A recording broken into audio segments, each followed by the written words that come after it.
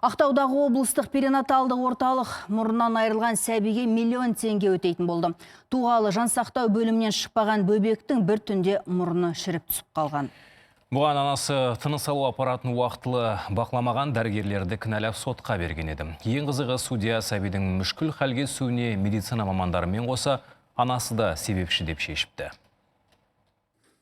6 айлық Талғаттың жағдайы тым ауыр. Туғалы арнайы аппараттың көмегімен тыныс алып келеді. Жақында ғана перинаталдық орталықтан облыстық балалар ауруханасының жансақтау бөліміне ауыстырылған. Өкпесінің әлсіздігінен өздігінен демала алмайды. Өте ауыр жағдайда өздігінен демалу мүмкіндігі балада бар, бірақ өте әлсіз, тез шаршап қалады, себебі өкпенің дұрыс жетілмеуіне байланысты.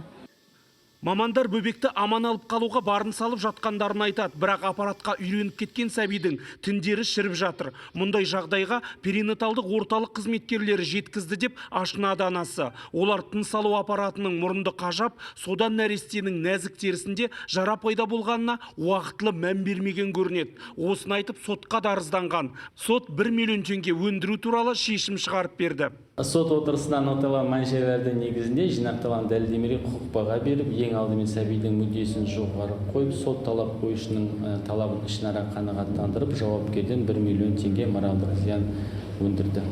Бүлдіршіннің анасы Бақыт Бекназарова соттың шешімімен мүлдем келіспейді. Баласын айықтырып, мұрны мен таңдайын қалпына келтіруге миллионның жетпейтінін айтады. Онымен қоса сәбидің мүшкіл халге түсуіне дәрігерлермен бірге өзін де себепші қылғанына ашынады.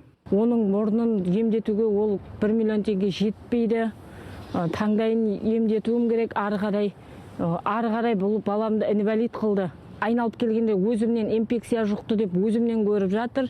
Мен инфекция жұққанында, мен басқа ауру болғанда, мен 6 айдан бері бір ауруым шыққан жоқ. Енді ашынған ана перинаталдық орталықтың үстінен облыстық сотқа апелляциялық шағым түсірмекші. Қазір ең бастысы сәбиді аман алып қалу. Өздігінен тыныс алып шауып кетсе, шіріген мұрынды тек 14-ке толғанда ғана пластикалық операциямен қайта қалпына келтіруге болады екен.